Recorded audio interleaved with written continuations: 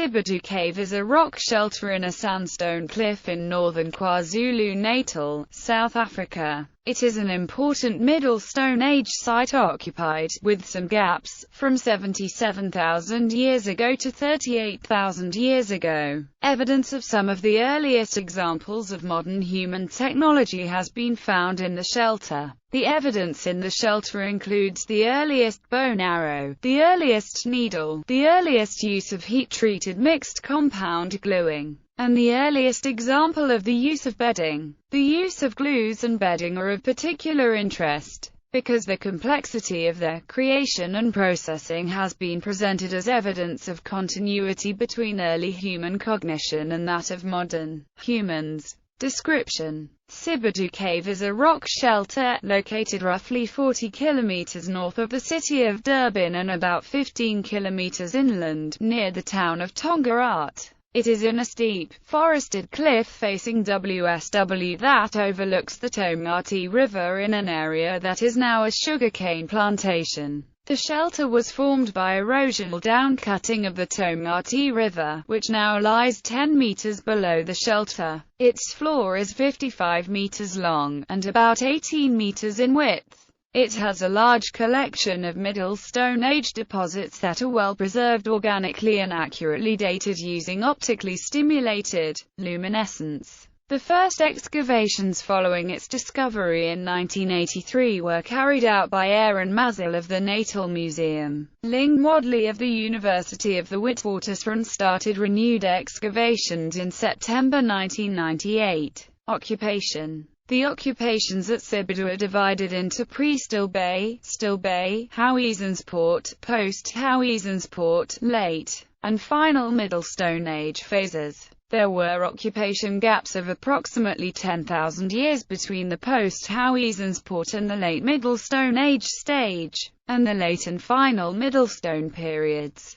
There was no Late Stone Age occupation, although there was a 1000 BP Iron Age occupation. Evidence suggests these were dry periods and the shelter was occupied only during wet climatic conditions. Technology: the pre-Still Bay occupation had a lithic flake-based industry and made few tools. The Still Bay occupation, in addition to such flakes, made bifacial tools and points. Trace use analysis on the tips of the points finds evidence of compound adhesives on their bases where they would once have been hafted to shafts. Various examples of early human technology have been found. A bone point, a possible arrowhead that pushes back the origin of bow and bone arrow technology to 61,000 BP, at least 20,000 years beyond the previous earliest example. The earliest known bone needle, dated to 61,000 BP, with wear similar to that found in bone needles used to puncture animal hide. The earliest example of a compound glue, used for hafting stone points into wood handles to create spears, dated no later than 71,000 BP, and shell beads, although of a more recent date than those found at Sibudu Cave. The earliest example of the use of bedding, dating back to approximately 77,000 years ago, 50,000 years earlier than records elsewhere else.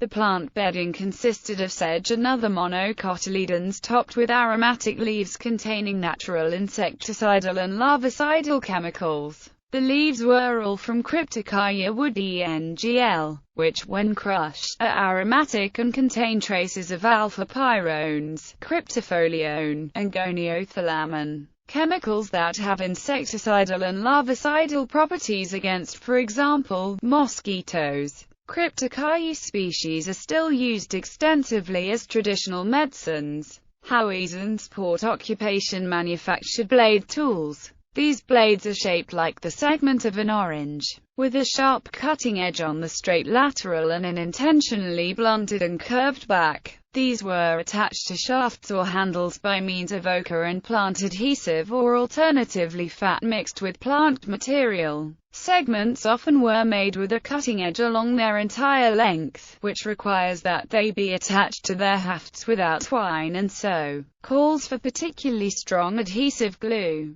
Points were used in the period after the Howizensport for hunting weapons, such as the tips of spears. Use trace analysis suggests that many of these points were hafted with ochre-loaded adhesives. Cognitive archaeology. The replication of shafted tool manufacture using only methods and materials available at Sibudu has enabled the identification of the complexity of the thought processes that it required. The stone spear was embedded in the wood using a compound adhesive made up of plant gum, red ochre, and to aid the workability, possibly a small amount of beeswax, coarse particles, or fat. This preliminary mixture had to have the correct ingredient proportions and then, before shafting, undergo a controlled heat treatment stage. This heating had to avoid boiling or dehydrating the mixture too much, otherwise it would weaken the resulting mastic. The maker also had to reduce its acidity. By experimentally recreating the creation of this adhesive,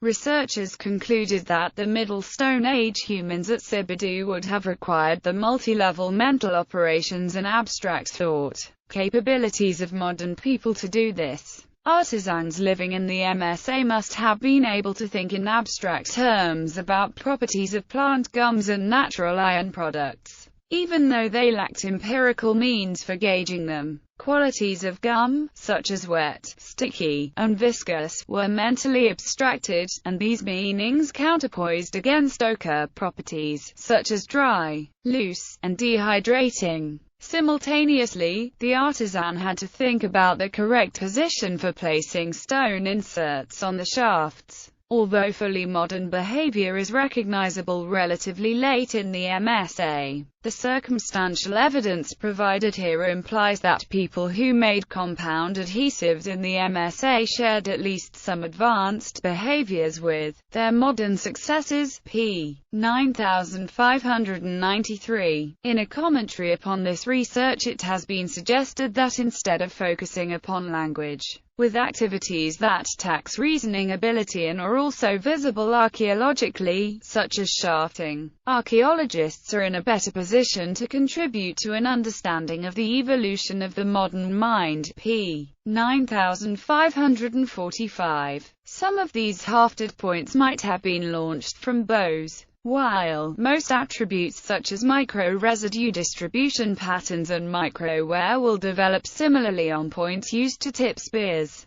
darts or arrows, and explicit tests for distinctions between thrown spears and projected arrows have not yet been conducted. The researchers find contextual support for the use of these points on arrows. A broad range of animals were hunted, with an emphasis on taxa that prefer closed forested niches, including fast-moving, terrestrial and arboreal animals. This is an argument for the use of traps, perhaps including snares. If snares were used, the use of cords and knots, which also would have been adequate for the production of bows, is implied. The employment of snares also would demonstrate a practical understanding of the latent energy stored in bent branches, the main principle of bow construction. The use of cryptocarya leaves in bedding indicates that early use of herbal medicines may have awarded selective advantages to humans, and the use of such plants implies a new dimension to the behavior of early humans at this time. Interrupted technological development.